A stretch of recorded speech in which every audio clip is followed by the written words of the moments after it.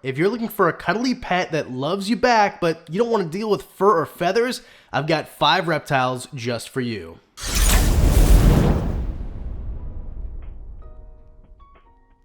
Now, obviously, I'm not going to claim that reptiles in general are going to be as cute, cuddly, and affectionate as a cat or a dog.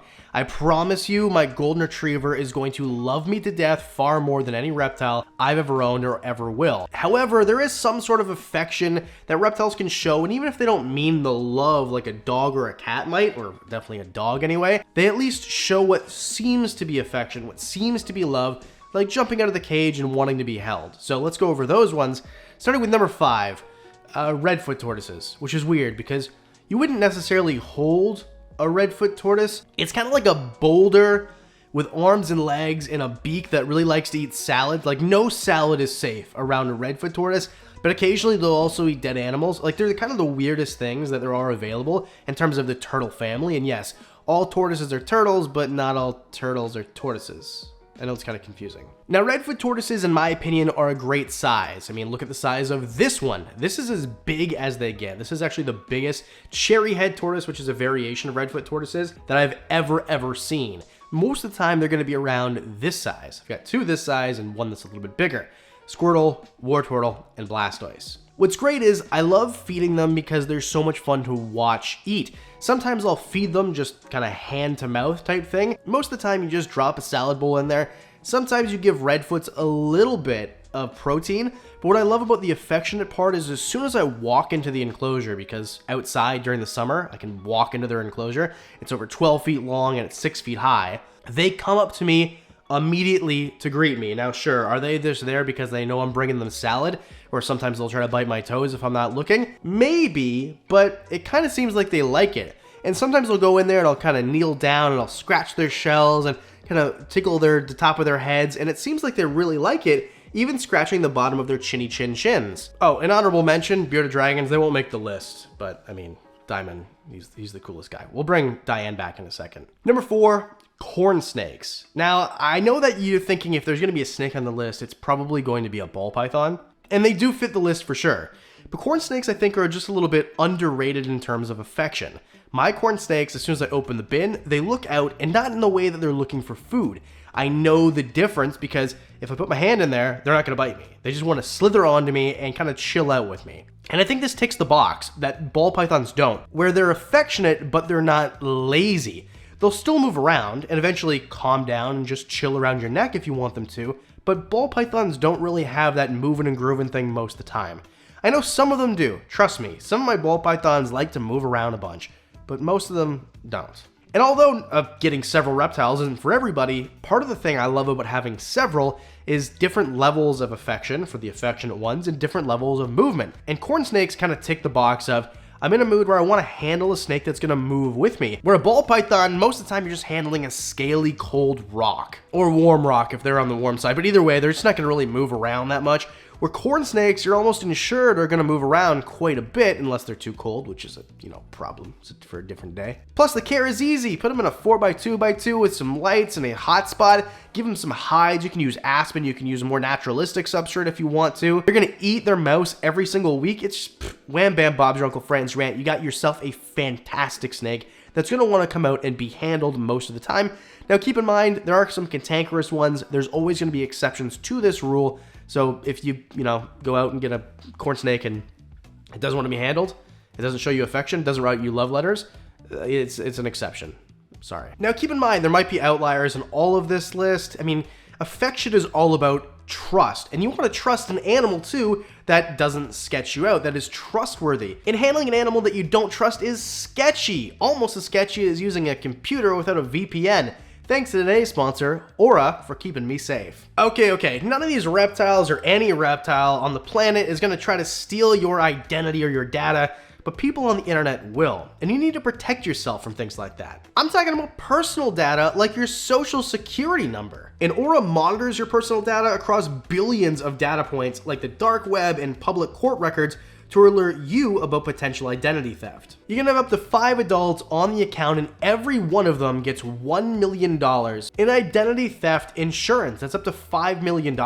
Plus, Aura VPN protects you with military grade encryption. That's blocking unknown scams, phishing sites, and anything else you don't want seeing your personal data. Aura offers an antivirus to secure your devices, a password manager, and 24/7 US-based support. And it's all in one app at an affordable price. I'm not leaving myself or my family vulnerable to dangerous vultures of the internet. No data breaches for the Wickens household, and you don't have to have any either.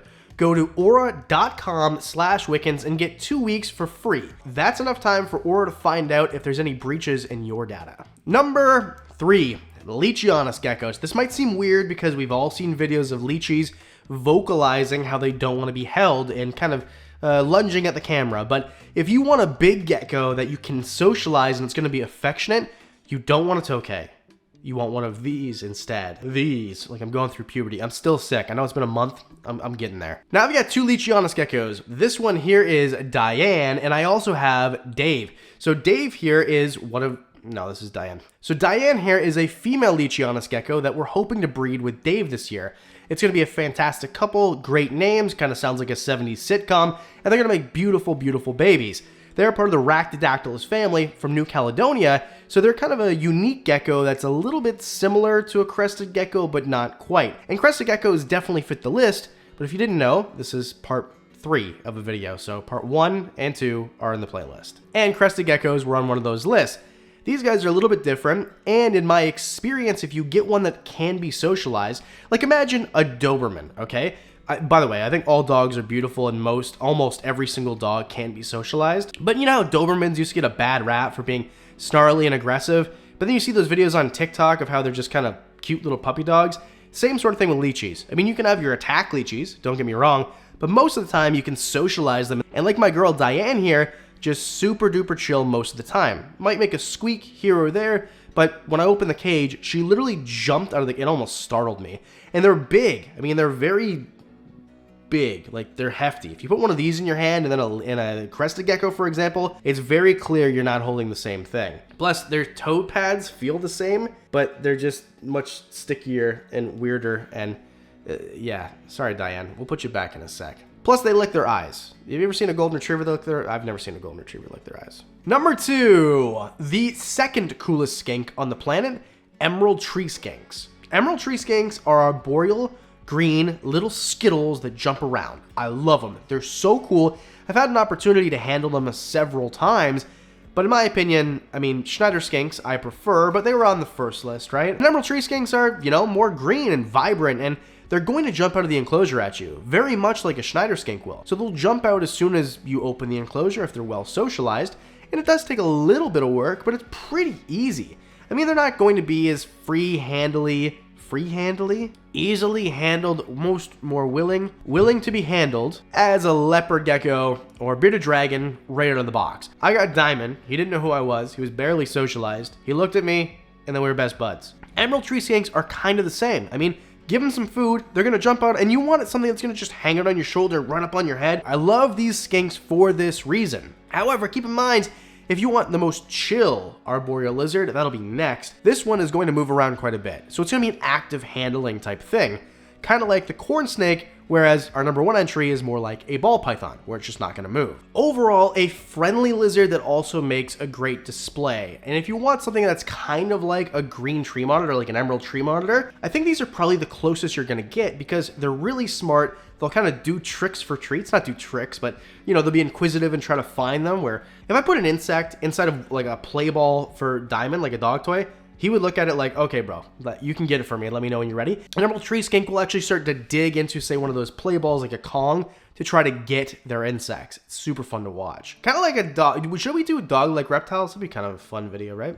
And number 1, you probably saw it coming, mountain horn dragons. Okay, listen, the reason is there's nothing on the planet that is more happy to see you when it comes to reptiles as a mountain horn dragon. You're the bringer of food, you're the perch, they are freaking amazing. Plus, if you want a tiny little affectionate thing or a bigger affectionate thing, mountain horn dragons. It's kind of like, I like all different sizes of affection, okay? I've got a toothless Pomeranian, a geriatric boy, 14 years old next month, that'll lick out of the side of his face until I basically have no skin left on my arm because he has no teeth, and that's just how he does it. And then I have a 60-pound golden retriever who will do the exact same thing. So if I want big love or little love, same sort of thing with the mountain horn dragons. Lepidogaster are small, and they're going to jump out at you and kind of chill. The issue is they're just going to chill, and you're going to forget about them because they don't weigh anything. And then there's the Capras, which are bigger. These are the ones that you see on my friend Foddy here, Daffy's Reptiles. Those boys are chill also. They're super cool, super fun, super unique, and they're just going to be chill. They're not going to bite you either. That's the thing,